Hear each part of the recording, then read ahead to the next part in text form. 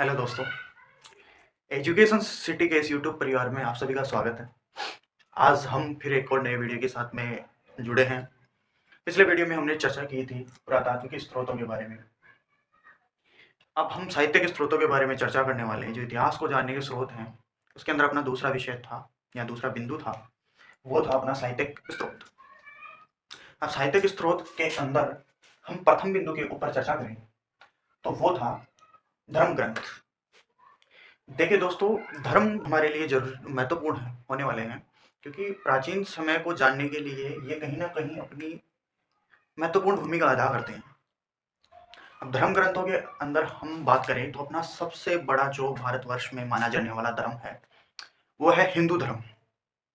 अब हिंदू धर्म के अंदर उस समय बहुत से विद्वान, यूं कहें पंडित लोग हुआ करते थे, जो क्या करते थे, पठन एवं वाचन का कार्य करते थे। पढ़ते और वाचन यानी कि पढ़ाते थे, यानी कि बोल बोल कर। जो पहले शिक्षा का माध्यम यही होता था, पठन एवं वाचन।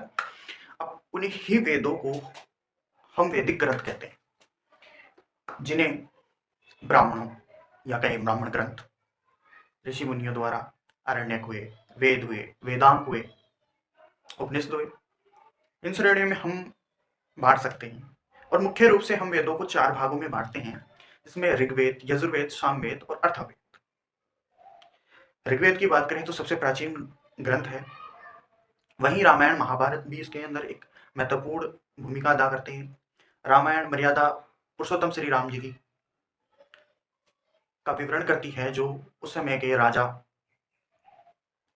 व उस राजा के राज्य में होने वाली परंपराएं, रूढ़ियां, गतिविधियों के बारे में हमें बताती हैं। वहीं दूसरी तरफ महाभारत है, जो वर्ण व्यवस्था के साथ में शासन के मध्य शासन के लिए होने वाले संघर्ष को बताती है। वह आस पड़ोस के क्षेत्र में रहने वाले विभिन्न राजवंशों के बारे में भी हमें जानकारी देती है। वहीं आगे बात करें, हिंदू धर्म के पश्चात भारत में आगमन होता है जैन धर्म का। आचार्य हेमचंद्र सूरी वशिष्ठ पर्व नामक एक ग्रंथ लिखा जाता है, जिसके अंदर जैन धर्म के विभिन्न आचार, विचार और दर्शन की जानकारी हमें प्राप्त होती है। वहीं दूसरा, बौद्ध धर्म के अंदर हम माने तो 3 प्रमुख ग्रंथ हैं, जिसमें अपने हैं विनय पिटक। इसके अंदर जो अपने बौद्ध धर्म के जो भिक्षुगण हैं, उनके आचार नियम बताए गए हैं। विनय पिटक के बाद में अपना द्वितीय आता है सुत्त पिटक। इसके अंदर बौद्ध धर्म के साथ साथ में राजगणों के बारे में भी इसमें बातें लिखी गई है, जो हमें पता चलती है। वहीं अभिधम अशोक के गुरु मोगलीपुत्र ने लिखा था, इसलिए भी ये अपने आप में महत्वपूर्ण है। नेक्स्ट अपन बिंदु की तरफ चले तो ऐतिहासिक एवं समसामयिक ग्रंथ। पहले आते हैं अपने कौटिल्य जी। अब कौटिल्य जी का अर्थशास्त्र अपने आप में इसलिए महत्वपूर्ण है, क्योंकि कौटिल्य के अर्थशास्त्र से हमें उस समय के, यानी कि किस समय के, उस समय के जो राजनीतिक दशा, जो शासन में जो राजनीति थी, किसका शासन था, कैसा शासन था, उन सभी चीजों की, वह शासन पद्धतियां कैसी थी, उन सभी चीजों की हमें क्या पता चलती है, जानकारी।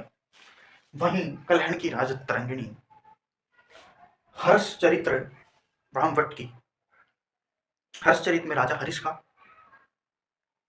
के बारे में हमें पता चलती है। सॉरी, कलहण को हम भूल गए। कलहण क्या होता है, अपने जो कश्मीर का जो 12वीं शताब्दी तक का विवरण हमें कलहण से प्राप्त होता है। पृथ्वीराज रासो, चंद्र बरदाई द्वारा लिखित पृथ्वीराज रासो, इसके अंदर जो पृथ्वीराज, जो महान सम्राट पृथ्वीराज चौहान है, उनके बारे में हमें पता चलता है, यानी कि उनकी विजय उपलब्धियों के बारे में पता चलता है। विशाख दत्त का मुद्रा राक्षस, विशाख दत्त है उसका मुद्रा राक्षस, ये चाणक्य और जो चंद्रगुप्त के साथ में जो अपना नंद वंश होता है, उसके पतन की जानकारी हमें प्राप्त होती है। वहीं अगले अपन बिंदु की तरफ बढ़े तो यूनानी लेखक। अब यूनानी लेखकों के अंदर अपने हेरोडोटस का, जो हेरोडोटस हैं, यूनानी जो लेखक हैं, वो बताते हैं कि वो चित्रण करते हैं कि डेरियस ने जो अपने उत्तर पश्चिमी क्षेत्र में जो युद्ध अभियान किए थे, उनके बारे में वो जानकारी हमें यहाँ से प्राप्त होती है। चीनी लेखक अब चीनी लेखकों के अंदर सुमा चीन, जो चीनी इतिहास के पितामह, वो भी भारत के बारे में लिखते हैं। फाहियान चंद्रगुप्त द्वितीय के शासनकाल में भारत आते हैं। वहीं हिंदसांग हैं, हर्षवर्धन के शासनकाल में भारत आते हैं। वह भारत के अलग अलग क्षेत्रों में भ्रमण करते हैं। भ्रमण के पश्चात वो अपना अनुभव शेयर करते हैं, या शेयर करें या लिखते हैं। उसके बाद में इत सिंह अपने चीनी इतिहासकार थे। वो अपने नालंदा और तक्षशिला के अंदर अध्ययन करते हैं पुस्तकों का, बौद्ध धर्म की। वहीं आगे की तरफ चले, तिब्बती लेखक हैं। तिब्बती लेखक में लामा तारानाथ, इन्होंने क्यंगुर और तिंगुर 2 ग्रंथों की रचना की थी, जिससे हमें उस समय की जानकारी प्राप्त होती है। वहीं अरब लेखक की बात करें, देखो अरब के साथ में हमारे जो व्यापारिक संबंध थे वो पहले से ही मजबूत थे। वहां से व्यापारीगण यहाँ आते थे। उनमें से ही एक व्यापारी था अल-बरूनी। तो अल-बरूनी जी भी लिखते हैं। वो लिखते हैं महकीक ए हिंद नामक ग्रंथ, यानी कि भारतीय समाज का दर्पण।